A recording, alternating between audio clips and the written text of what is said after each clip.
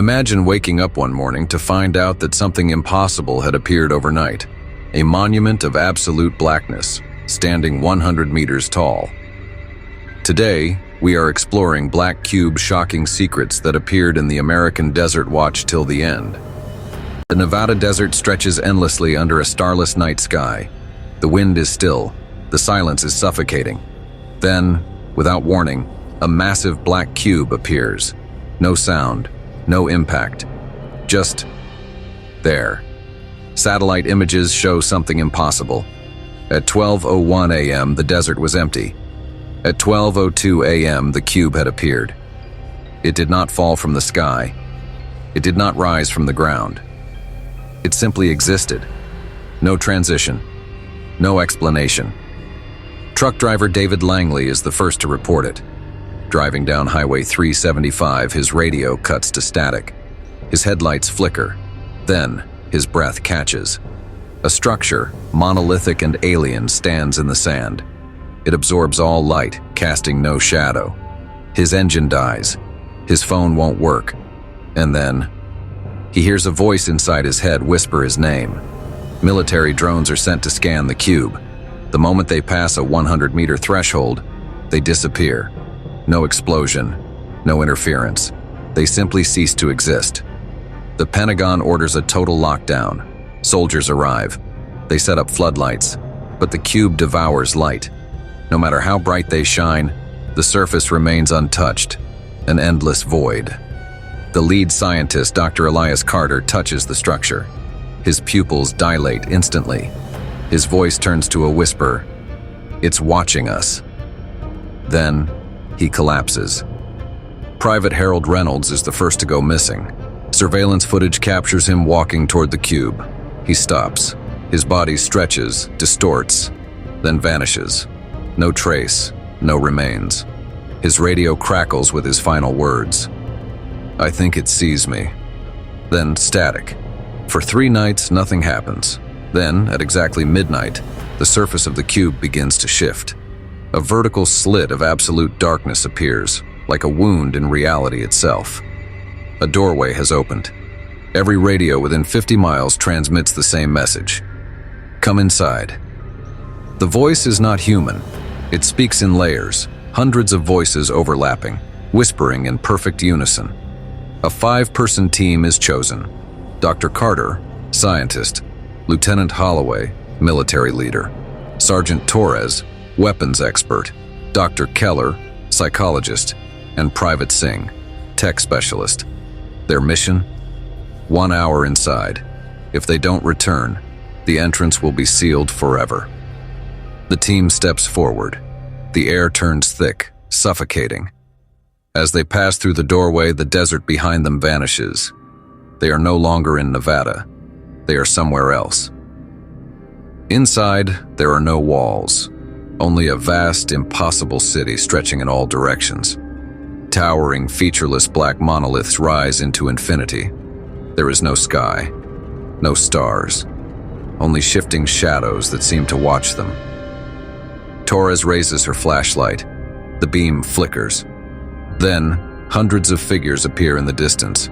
Tall, thin, featureless beings with shimmering liquid-like skin. Their forms flicker as if reality itself is glitching, and all of them are watching. The team moves forward. Their footsteps echo far too loudly in the dead silence. Keller whispers, "This isn't a place. This is a being. We are inside something alive." The shadows around them quiver. Private Singh checks his monitor. "This is impossible," he mutters. "I'm picking up signals, thousands of them, like heartbeat frequencies." His hands shake. We're not alone. A sudden screech, a burst of static. One of the figures moves. Its body shifts, twisting, stretching, pulling toward them in an unnatural way. Its limbs flicker like a corrupted video. "Go!" Holloway orders. "Now!" Sergeant Torres screams. Her shadow detaches from her feet, rising like smoke. It coils around her, slithering up her body. She struggles, but then her mouth snaps shut. Her eyes widen in terror, and then she is gone. Nothing remains, not even footprints. Dr. Keller's breathing quickens. "We need to leave," he whispers. Holloway tries to turn back, but the doorway is gone. In its place is just more Black City. They are trapped. The whispers return. This time, they are personal. "James," a voice says, Holloway's mother's voice. "Elias," another voice whispers, Dr. Carter's dead wife. The cube knows them. It knows their fears. "Don't listen," Keller warns. But it's too late. Holloway turns. His eyes go blank. His body convulses. And then, he disappears into the black monolith behind him. His screams echo for only a second. Then silences. "We have to keep moving." Carter gasps. They press forward. The city bends around them, shifting, rearranging itself. It is adapting, learning, trapping them further inside. The remaining three, Carter, Keller, Singh, reach the center of the city. In the middle stands something massive, a monolith taller than all the rest, and carved into it, thousands of human faces, twisted in silent screams. "It's not a city," Carter whispers. "It's a prison for them." The figures in the distance begin to move, stepping closer. Their eyes open, their mouths stretched too wide. They are smiling. Private Singh panics. He turns to run, but the moment his foot lifts off the ground, his body stretches unnaturally, then snaps backward like a rubber band. His form twists and collapses into a pile of static. Dr. Keller and Carter are the last ones left. "The cube isn't a building," Carter says. "It's a doorway, a gate to something else, and we opened it." The monoliths begin to pulse. Something is waking up. Their final transmission is cut short. The last thing the outside world hears is Carter screaming, "Shut it down!" Shut it, then static. The cube vanishes. The desert is empty once again. 3 weeks after the team vanishes, the black cube reappears. This time, it is not alone. Satellites detect 7 identical cubes appearing worldwide, in deserts, forests, and even the ocean floor. Governments panic. The military sets up blockades, but the cubes refuse to be bombed. Missiles, artillery, even nuclear warheads vanish before impact, as if they never existed. People who get too close suffer horrific fates. Some collapse into themselves, crumpling like paper. Others simply cease to exist. The cubes are choosing who stays and who disappears. A scientist at Area 51, Dr. Meredith Vaughn, makes a chilling discovery. The cubes are expanding. Each night, their radius grows by exactly 2.5 meters. At this rate, the world will be consumed in 5 years. One cube in Antarctica begins to glow. The ice around it melts, revealing something buried for centuries. A second cube, older and cracked. This means one thing. The cubes have been here before. A message begins broadcasting worldwide. A deep, inhuman voice echoes through every radio, every phone, every screen. It says, "We have waited. Now, you must choose." Choose what? No one knows. Panic spreads. People start disappearing in mass numbers. Not dying, vanishing, gone without a trace. Satellite footage reveals something chilling.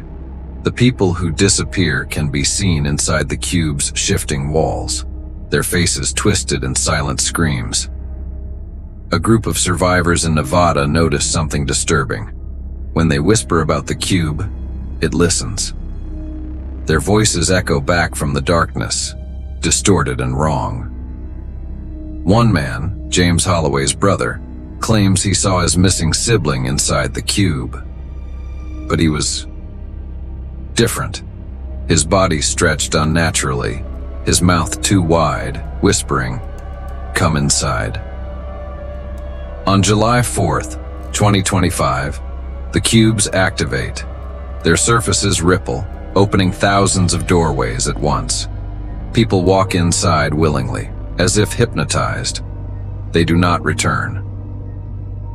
A worldwide blackout occurs. The sky itself darkens. The sun is still there, but it no longer casts light. Everything is dim, even at noon. The world is slipping into the cube's reality. Scientists decode the cube's frequency. The message repeats, "You were never alone. You were never free. Now you belong." People start changing. Those who looked at the cube for too long aren't human anymore. Their eyes are black voids. Their voices speak in layers. They smile too much. The remaining survivors have only one choice: enter the cube or run. But where do you run when the world itself is becoming the cube? A small resistance group manages to enter the Antarctica cube, searching for answers. What they find is worse than they imagined. Inside, they see a chamber of history. Thousands of ancient civilizations that once worshipped the cubes. The Mayans, Egyptians, Sumerians, all of them had cubes in their records. They weren't gods. They were warnings. At the center of the chamber, they find the truth. The black cubes are not just structures. They are creatures, and they are hungry. Earth was never free. The cubes have been here since the beginning.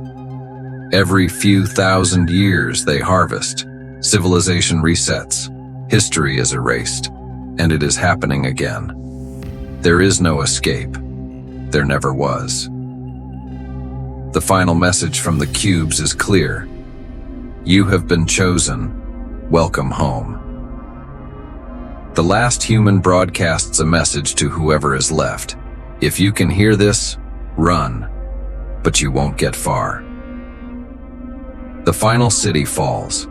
The cubes merge into one, covering the planet in a smooth black surface. The sky turns dark forever. The stars blink out. There is only the cube. Inside the cube, the trapped souls scream, but no one hears them. No one remembers them. The world belongs to something else now. Time stops. Space bends. The cube begins to move. Earth was just one stop in an endless harvest. It is time to find a new planet. The last words recorded before Earth vanishes. It's coming for you next. Not everyone was taken. A small group of survivors, scientists, soldiers, and rogue hackers, band together in an underground bunker. They call themselves the Last Light. Their mission? Stop the cubes before it's too late. The Last Light deciphers an ancient text found beneath the Antarctic cube. The message is chilling. The first harvest was a mistake. The second will be permanent. Dr. Vaughn studies the black surface of a captured cube fragment. The material is not solid. It is alive. It pulses when exposed to sound, as if listening. Hacker J. Kim intercepts a strange signal, a heartbeat. The cubes are connected. If they find a way to disrupt the signal, maybe they can kill the cubes. An experimental weapon is developed, the frequency disruptor. It emits a pulse designed to destabilize the cube's structure, but they need to get inside the largest cube to deploy it. The team sets out across a dying world. The sun is now just a dim glow. The oceans are still. The air is heavy. They must reach the final cube, the one that controls them all. Survivor Jackson tries to warn them. You don't understand. The cube isn't just watching, it's learning. But no one listens. Halfway there, they encounter the Taken. People who once resisted the cube, but are now its extensions. Their mouths are too wide. Their eyes are black voids. They whisper, "Join us." The entrance to the final cube is not a door. It is a mouth. A massive, shifting void that pulls them in like gravity. The team has no choice. They enter. Inside, the laws of physics break. The walls breathe. Stairs lead nowhere. The ceiling stretches into infinity. They have stepped into something else's mind. Dr. Vaughn checks the tracker. It spins wildly. They are nowhere. Time and space do not exist in the cube. If we die here, she whispers, we don't just die.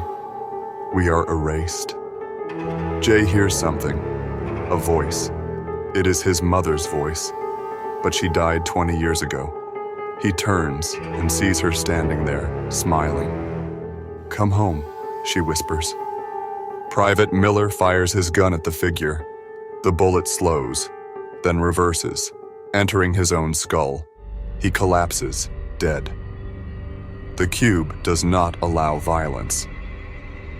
They reach the control core, a swirling black mass of screaming human faces locked in an endless cycle of pain. This is where the cube stores its victims. Dr. Vaughn prepares the frequency disruptor, but the cube knows. The walls shift, the floor vanishes, they begin falling. They land in the origin chamber. Here, the truth is revealed. The cubes are not aliens. They are not machines. They are a force older than the universe itself, a force that feeds on fear. Dr. Vaughn realizes the horrible truth. The only way to stop the cubes is to let them win. If humanity refuses to fear them, they will lose their power. Jay looks at the swirling mass of faces and makes a decision. He steps forward and whispers, I am not afraid. The cube shudders. For the first time, it hesitates. Fear is its fuel.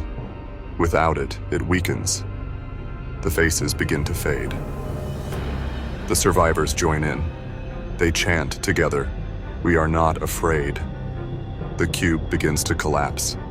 The entire structure shakes violently. Cracks form. The black walls shatter. The cube is dying. A massive shock wave knocks them unconscious. When they wake up, they are outside. The final cube is gone. The sky is bright again. The world is free.